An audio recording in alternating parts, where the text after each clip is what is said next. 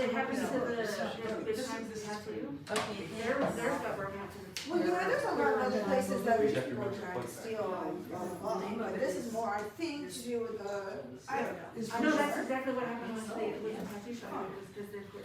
Well, what about the one down the street with all the rainbow flags? Okay, I'll be back. All right, we're ready to start. We're good? All right, well, welcome. Welcome to Fuel. Thank you for joining us tonight, those of you obviously who are in here in person, but also those of you who are joining us online. My name is Jen Lynn. I am the director of LiTFUSE, a poetry program of Tieton Arts and Humanities. Fuel is our monthly featured reader and open mic series. And those of you who are joining us for the first time, this is a free event.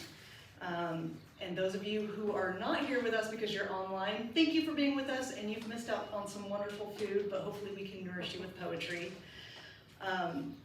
Before we get too far into the evening, I do want to do a land acknowledgement. I want to acknowledge that Tieton Arts and Humanities resides on the ancestral, traditional, and contemporary lands of the Confederated Tribes of the Yakama Nation. Tieton Arts and Humanities values all relationships that reinforce our commitment to art as a powerful tool for equity and diversity. In recognizing the history and respecting the sovereignty of Washington's Indian nations, Tieton Arts and Humanities recognizes and honors these first people and their significant role today in stewarding these lands as they continue to honor and uphold their ancient heritage. I'd like to thank our staff who was here tonight, some who were here previously, Nancy and Daniela who helped get all this set up for you guys, Rosie who's out here in the hall, signing everybody up for open mic, and Keith always helping out with the live streaming and just making sure all this stuff functions. Steve, who always helps make sure that he keeps me on track and helps get things set up and put away. So there's a lot of hands that go into putting this together, and so I just want to acknowledge those people, and even others who necessarily weren't here today. So if we could give those people a round of applause. I'd also like to acknowledge that there are a lot of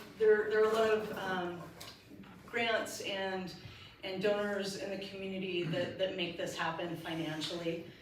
Poetry Foundation, Humanities Washington, National Endowment for the Humanities, Washington State Arts Commission, National Endowment for the Arts, Fresh Hop Ale Festival, Yakima Chief Hops, Discurin Foundation, Yakima Valley Community Foundation, Inklings Bookstore, Fiesta Foods, and Yakima Coffee House Poets, dear to my heart, and then many other private donors. So thank you to all of those as well. And then of course, a very special round of applause for Jen Elholm. I don't know if she will even see this, but we need to definitely thank her for the food because she always does an amazing job. So thank you, Jen. And I do thank those of you who donated tonight, although we have some nice music in the background.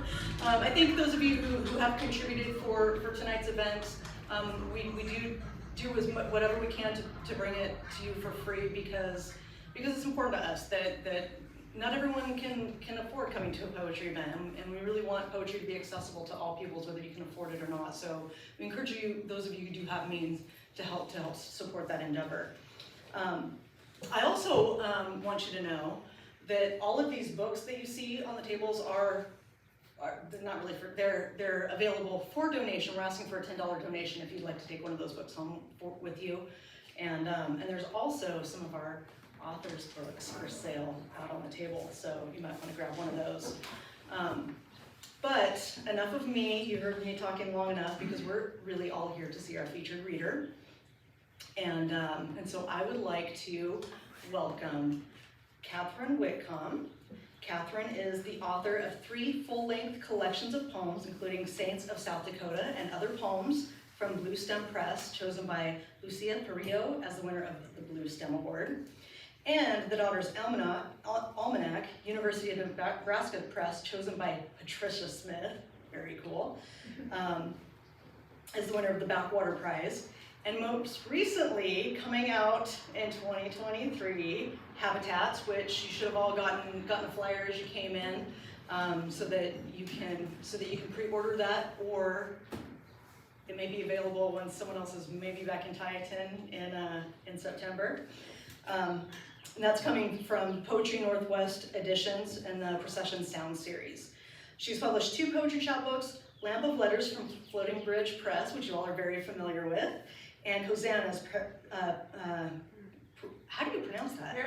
Parallel, oh. I'm like in a Spanish mindset. I'm like, Paella. And a faux self-help art book, which I have not seen, I would love to know more about, the Art Courage Program. She was a Stegner Fellow at Stanford University and was awarded fellowships to the Fine Arts Work Center in Provincetown and the Wisconsin Institute for Creative Writing. Recent poems appear in Bennington Review, on the Seawall, Tupelo Quarterly and Guesthouse, as well as the new anthology which has just come out, Cascadia Field Guide. And my goodness, I wish we had copies to share with you guys tonight, but we've got a whole faculty coming in that is the editors and contributors to that book. It's a very important piece. I'm very wonderful that you're a part of that work. She's a distinguished professor at Central Washington University and lives in Ellensburg, Washington, and has been a blessing to me in my life, coming from CW as well. Please, everyone, let's welcome Katherine Whitcomb.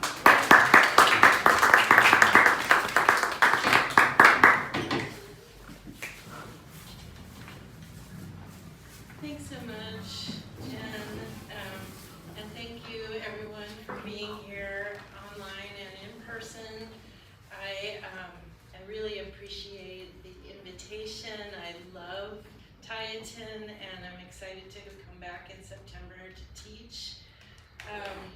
I thought that tonight I would start out by talking a little bit about simile and metaphor and how that works in my poems, and then I also wanted to kind of give you an overview of the arc of my 3 books and to read some poems that were instigated and prompted by poems by other people, and show you that process and read both poems for you to kind of give you a window into how I work and what interests me.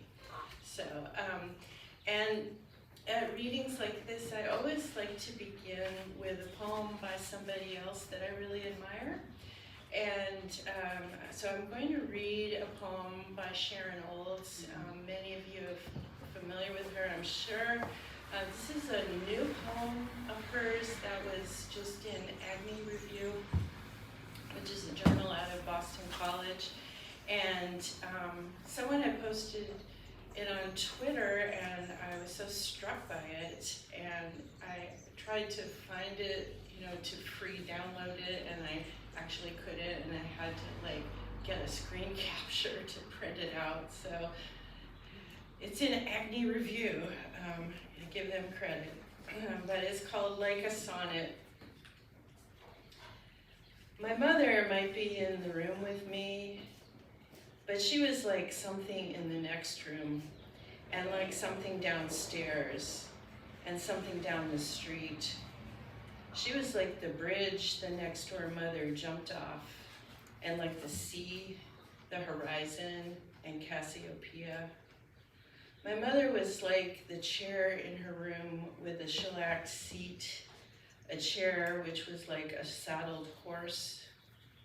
Simile was a way to get away. You were safe as long as you did not go too far, over the edge of sanity, into metaphor. My mother was like a mother. She was not a mother. No, my idea of a mother was like a mother, and my mother was a mother. And I was just completely taken by the protection of the simile-like versus the violence of the direct metaphor of metaphor. you know, my mother was like, blah, blah. My mother was mother. So I thought I would start by reading a poem in my book Habitats that's coming out in September called Flame in a Jar, that is thinking about basically what a soul is like. So with the help of animals, which are another thing I write about constantly, there's always animals in my poems. This is Flame in a Jar. I dreamed I found a baby mouse in my water bottle and brought the sleeping tiny ball of fur to someone for help. A boxer in a wool vest. He cupped the mouse in his palm, and heart fluttering, I woke to the refrigerator hum of a dark house. I sit bleary-eyed at my desk with coffee, and I spy my cat stalking voles in the neighbor's yard. He disappears after breakfast over the fence across the creek, then turns up dirty at dinner. I once found him napping under a tree. I don't think he really is a cat. I had another dream about the souls of my dead pets, though I'm not sure what a soul is. It was more that I saw them as people in concentrated form. Regal woman, shy orphan, tattooed skater punk. I would know them if I saw them in a bus station or on my doorstep. But what am I saying? Is what makes a soul like a flame inside a jar? Firefly, filament, bit of fur. I woke worried, so weary, breathing hard and human.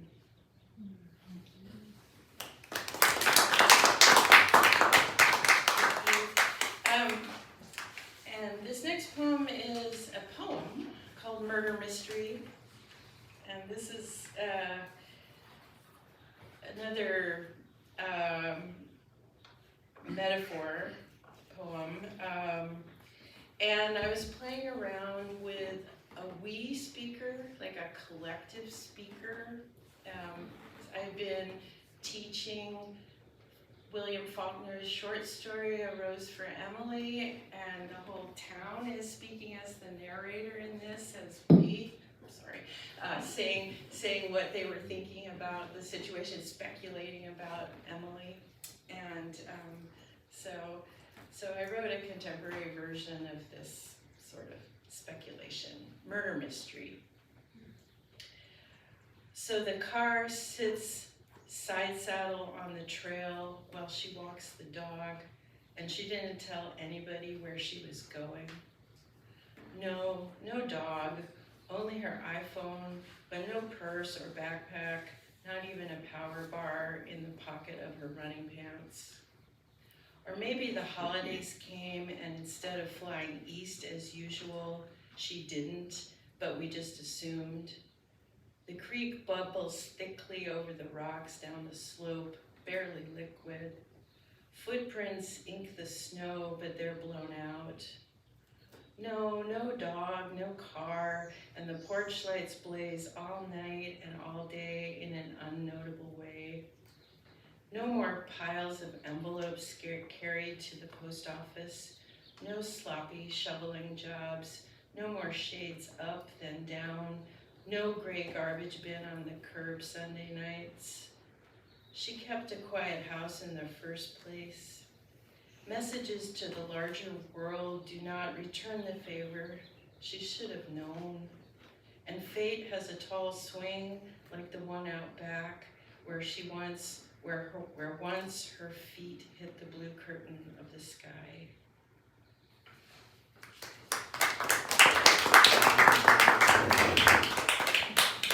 You don't have to clap after every poem, it's okay.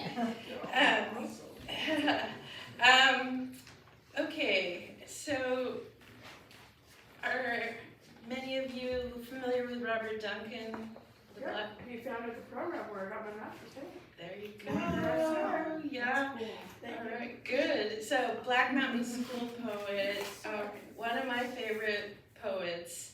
And the next poem of mine I'm going to read is an acrostic that I wrote using the first words, using the words from the title and the first line of a Robert Duncan poem as the first words of all the lines in the poem. And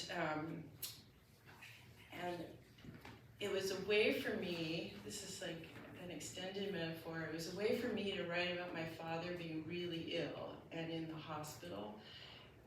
And I was thinking also, this gives you a little window into my process, I was thinking also about a scene in War and Peace when Prince Bolkonsky is injured in the Battle of Austerlitz and he's lying wounded with all these dead people on a hill.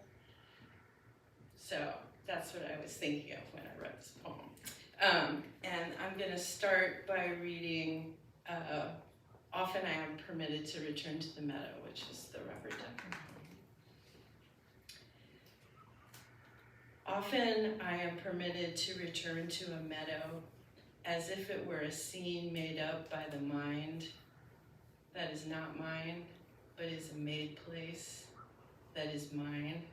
It is so near to the heart, an eternal pasture folded in all thought, so that there is a hall therein that is a made place, created by light, wherefrom the shadows that our forms fall. Wherefrom fall all architectures, I say, are likenesses of the first beloved, whose flowers are flames lit to the lady. She, it is queen under the hill, whose hosts are a disturbance of words within words, that is a field folded.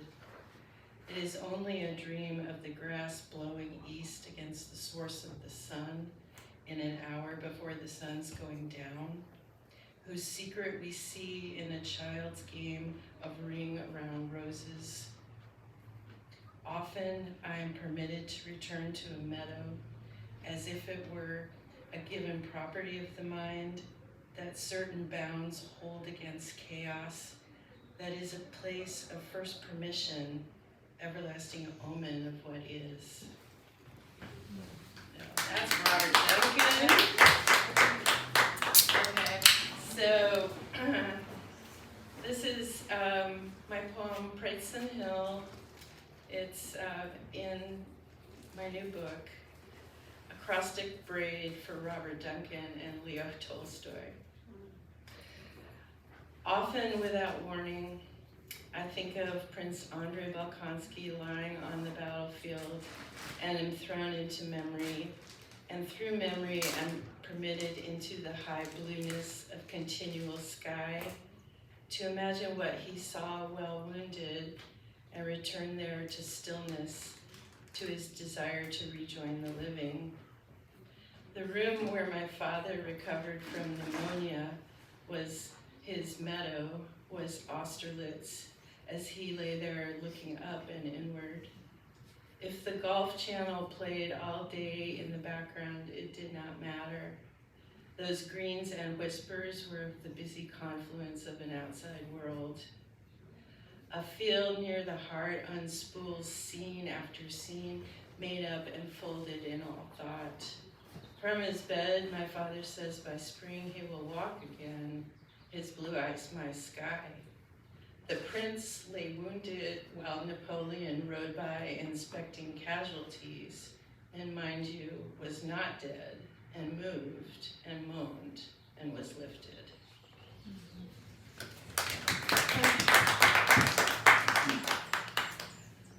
So this is my first book, Saints of South Dakota, and my second book, The Daughter's Almanac. And I discovered I'm a little bit obsessed with writing about sitting on an airplane. And I have poems about this experience in all 3 of my books. So I thought I would read you a progression of those. And this is from Saints of South Dakota. It's no longer available, unfortunately. This is called Puzzle at 3,000 Feet. When the insurance salesman seated next to me breaks my concentration, pointing out a circular irrigation pattern below in Kansas, giant green polka dots against the brown, I'm grateful.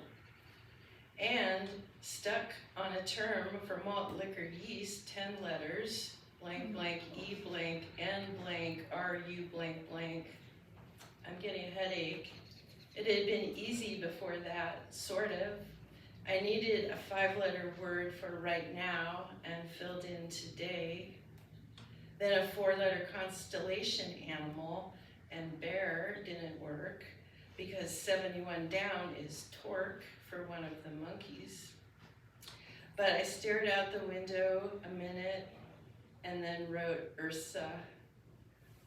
The insurance salesman can tell me the number of the interstate we're both flying over, but he doesn't know the parts of the I or the author Saki's real name. The interstate looks like yarn, far-flung, tangled in the hills. 79 across wants an apt family name in the Wizard of Oz. Gale. Mr. Curious next to me says, ask me another. My heart is weightless, cut free, hurtling through space. Mr. Curious begs, ask me again.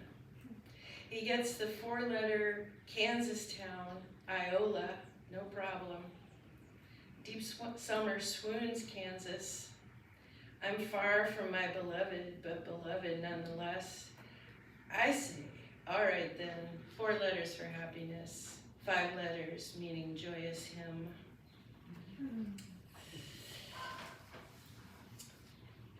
So this the poem in the Daughter's Almanac is called When Traveling in Airplanes I Always Think of God. And I'm not terribly religious, like not religious, but I always contemplate my mortality when I'm on an airplane for some reason, and have all of these thoughts about God on airplanes. So I read this.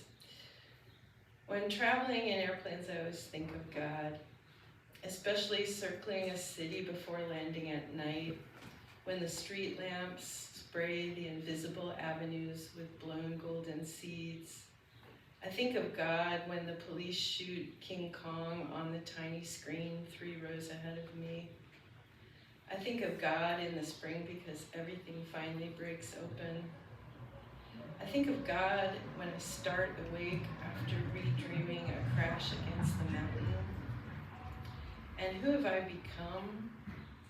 A captive watching them kill the beast?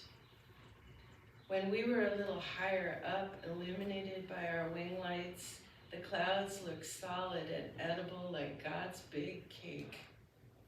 Once upon a time, I thought I heard words meant for me.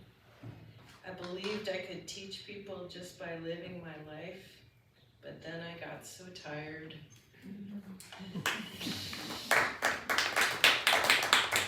So I took a course last winter through Story Center in Chicago, and one of the prompts that the teacher gave us was to take a line from something that you had written that had been successful before, and then use it to write something new. So I wrote, I think of God in the turbulence, which is this one. This is in the new book. I think of God in the airplane bathroom with the door that doesn't close correctly. Thinking in that quavering mirror light of my reflected spectral face, my always exhausted face, of the wastewater receptacles somewhere under the shaking, slippery floor, holding myself so carefully, those limited movements. My first week in a new job, a student died, and I went with the dean to the funeral home to meet the boy's family. I stayed in the dark visitation room so long, I think anything could have happened. The spirit flying, flown. I think of God when others are praying. I think of God with my elbows pinned to my side when drinking hot tea, which I read somewhere is made with unpotable water. Who cares for me, recumbent in those rows of glowing screens, each little screen like a little god, wind screaming unheard outside beyond the tiny open window. I was shopping in a market in Hungary when a security guard was sent over to tell me there was a bomb scare and the store was being evacuated. He was the only one who knew any English. He kept repeating, boom, boom, you must get out. Does the person next to me think of God? Do they look around and think that mine might be the last face they see in life? I want to push my thoughts into the pilot's brain as we fly into the sunrise over Greenland, though of course I cannot. The Hungarian term for watch out, vigyázz, was always my favorite because of all those dangerous looking letters. An onomatopoeia for sure, but what do we call words that look like what they mean? And the way my friend Joe said the Hungarian word ember, meaning human, slowly, a blessing in his voice. So, no more God. Thank you. Okay. So, I'm going to read a few more that have prompts in unexpected places. I absolutely love Nordic noir mysteries, and I heard, do you know what I'm talking about? Like on television, something, I don't know, no, everyone's looking at me blankly, like Nordic noir, what do you mean? But the British are obsessed with them too. And I heard a line that a character said, and I made it a title of one of my poems. The character who spoke it was a painter who had gotten dementia, and he was realizing that he had dementia. And he was trying to explain to his son, who was a police detective, how awful he felt about losing his personality and losing his mind.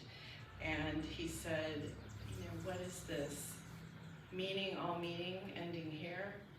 And I thought, oh my God, I'm gonna use that as a title.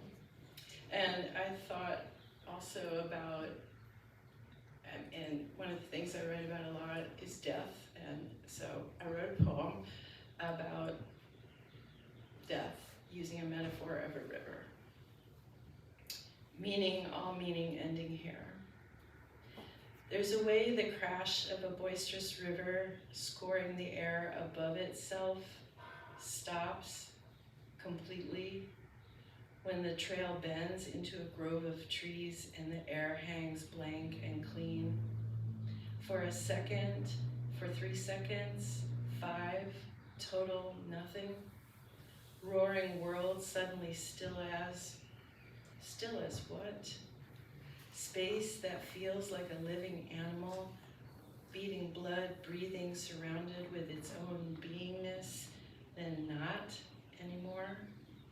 But where? How? So much noise. upended over there by the alders.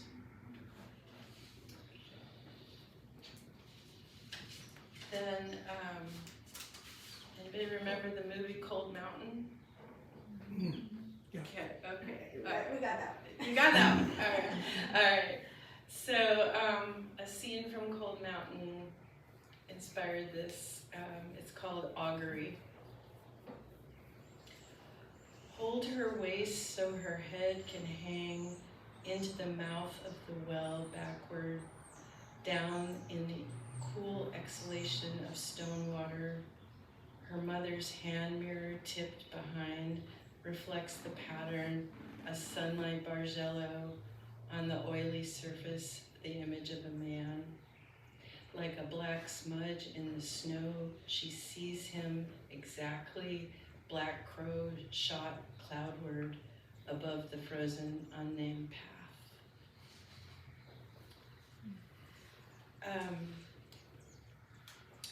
So I'll end with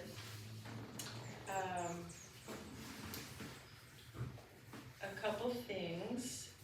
One is a technique I've used a couple times before, which is to title a poem ending with a line by blank. Yeah. And this first one is from Saints of South Dakota, and it's, let's see, find it.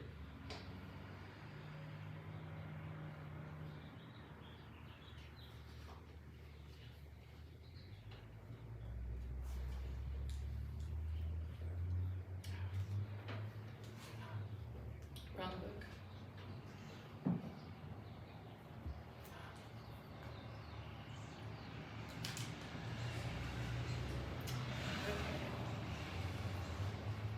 These two poems are very different. The first one is a poem ending with a line by Mick Jagger and Keith Richards. So, and I was in a mood when I wrote this, so bear with me. This cowboy town is so small that if you step out onto your front porch, your insane colleague is sure to screech around the corner in her old minivan. Your star students will skulk past on their way home from a kegger, and your old boyfriend will roll by in his 3/4-ton pickup with his special Allison transmission kit you heard plenty about.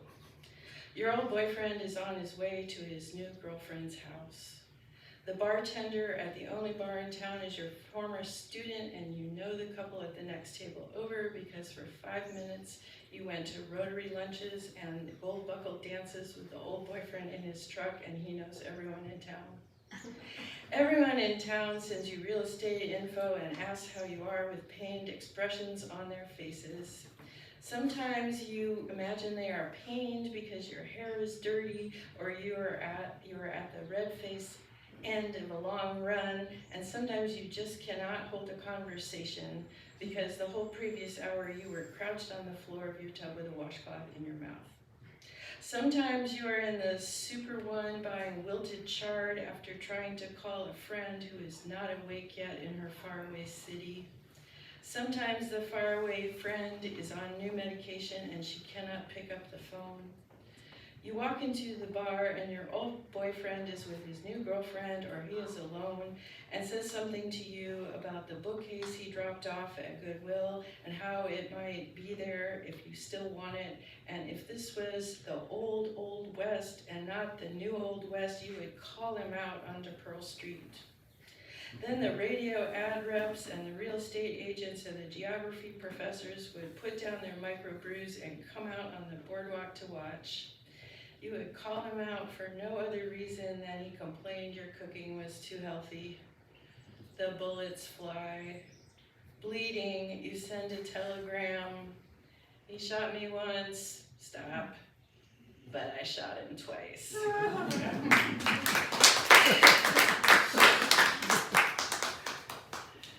Okay, this is my last poem, and I want you to be aware, if you're not aware, poet Deborah Diggs. This is her second to last book, Trapeze. She was my professor when I was getting my MFA. Beautiful, wonderful, lyrical poet. I recommend her work very much. And so I also recommend getting the Cascadia Field Guide when it's back in stock at your favorite bookstore. It's a beautiful, beautiful book. Okay, so the last line of this poem is from her poem Lilacs, from that book Trapeze. Poem ending with a line by Deborah Diggs.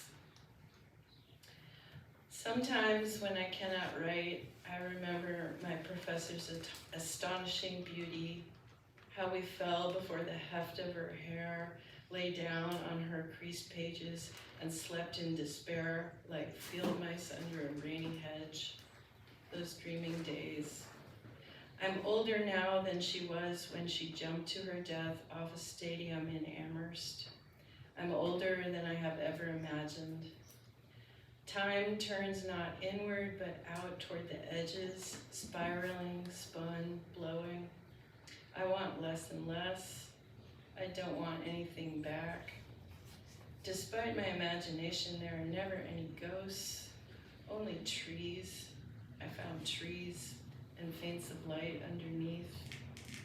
I once startled awake on a long flight and believed myself back between hotel sheets again, white air humming with quiet. On those narrow ledges, brightness refracts and time slides into revision. I think I cannot write, but then I do. I checked the date, and it's the day she died 14 years ago. I contradict myself because what is haunting? I contradict myself by giving way and giving away. When I cannot write, I type and backspace over the outcry until only blankness fills instead. I think I can convince myself that everything can be taken away and I will stand tree-like, still green, but when I look back, I am not there. Thank you.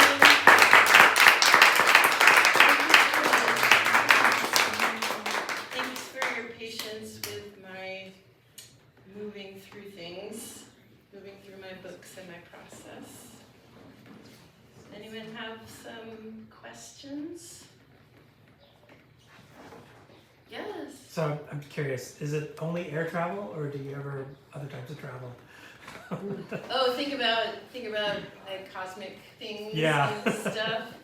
Well, you know, I'm usually the one, I usually drive and listen to books on tape and music and stuff, and I don't really then. It's just air travel makes me feel precarious, I think. You know, you look out the window and there's like vast endless sky or the sun rising and air travel seems to do it. I'm obsessed with it, the feeling.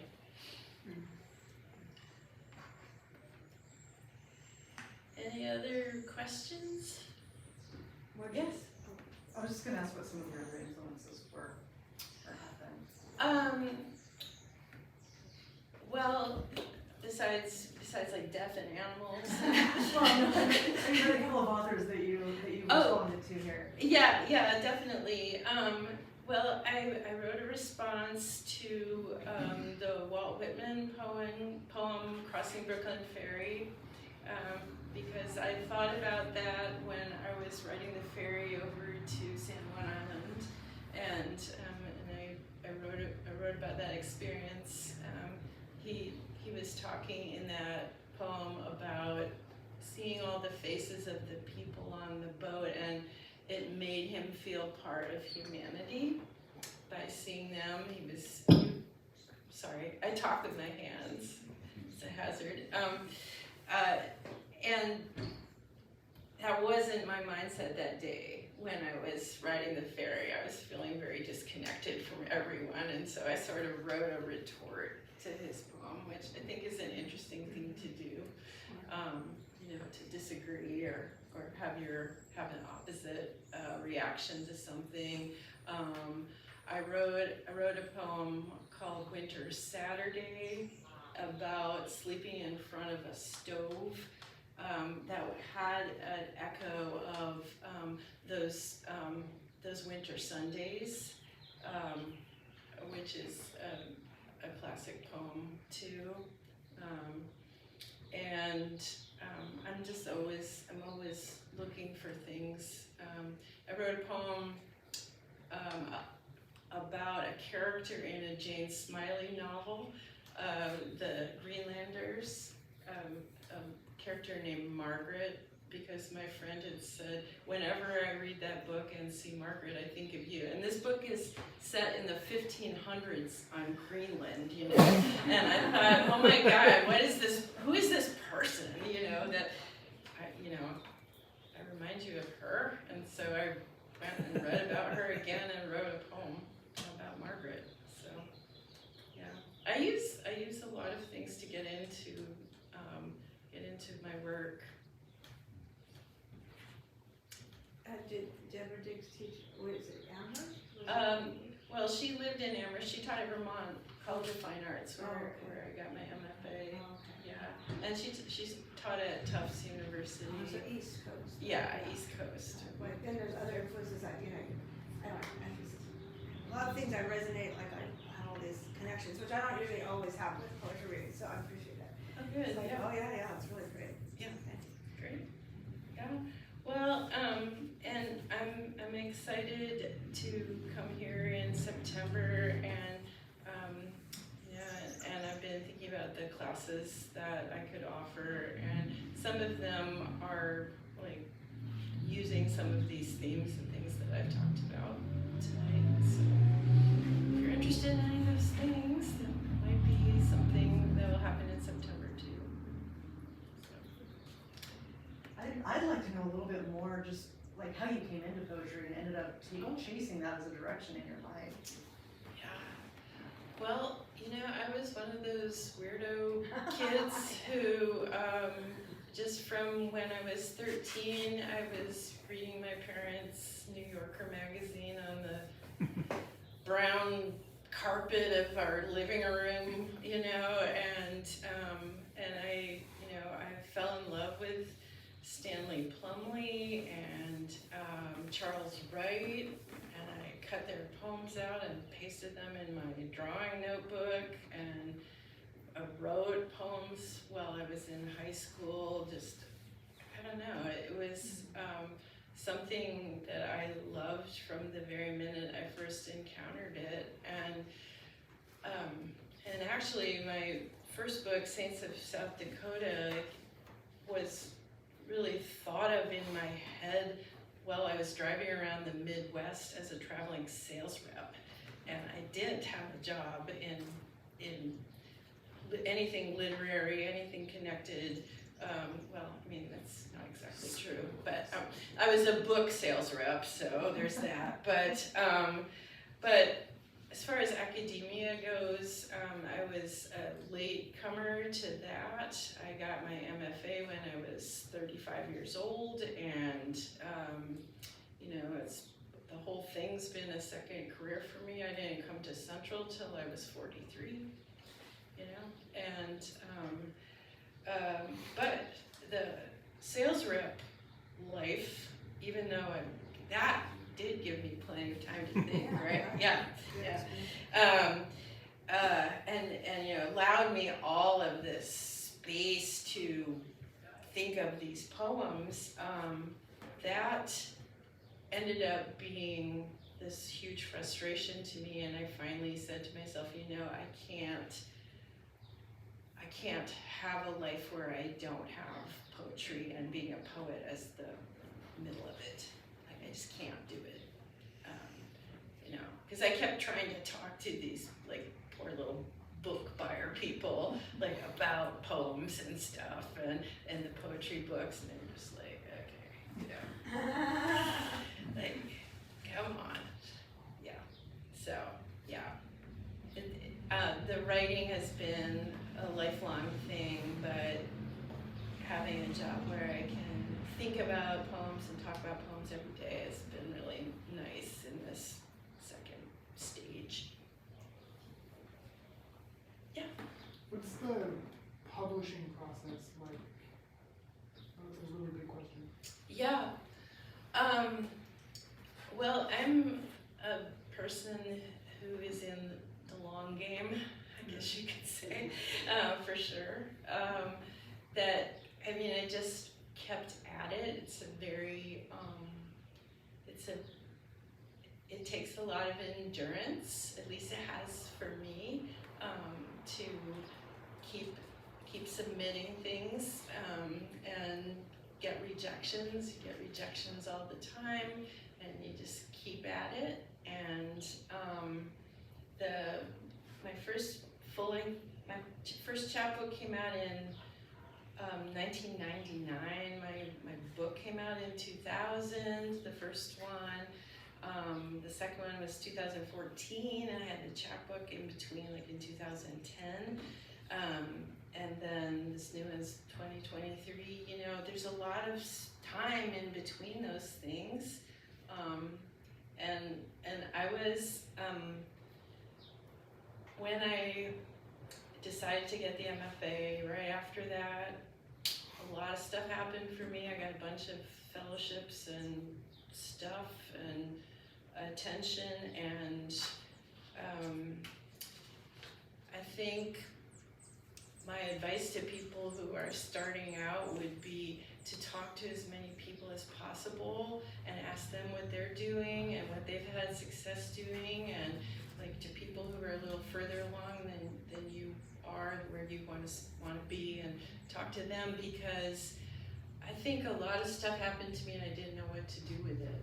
You know, like I got published in good magazines and I didn't know how to make a relationship with a publisher or an editor. I didn't know, you know, how often to send to journals. I didn't know any of that, and I was going from one-year job to one-year job at that point, and you know, feeling kind of isolated. So I feel like if you have people in a poetry community that you can talk to about those things, that's great, because everyone needs support. It's hard to be on your own and figure it out for yourself. So, does that answer your question? Yeah. And I also, I think I got lucky, you know, a lot of times, just, you know, to get a book prize, I just think you have to be lucky. You have to, they have screeners, you know, that don't know you from anyone. And yeah. There's a new article out in Poison Riot, and somebody sent me about well, anyway, that would be a long conversation, we could have, about like the skew of like, and it's done by Mill, which is my undergraduate, people, like, anyway. Yeah. And Duncan, anyway, we'll talk. It can be frustrating. Yeah, whatever. Okay. Well, thank you so much.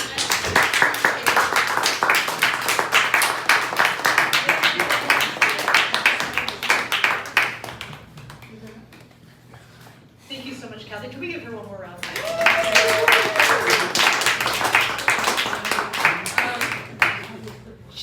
Catherine's got some books for sale out here in this little room, in the little side room. Buy her books. We're going to take a little bit of a break, 5 to 10 minutes. There's plenty of food still out there, more wine. And please sign up for open mic if you'd like to read something. It doesn't have to be your own work, just something that you love. Sign up, and we'll be back here in about 10 minutes. Bathrooms around the corner if you need it. Thanks.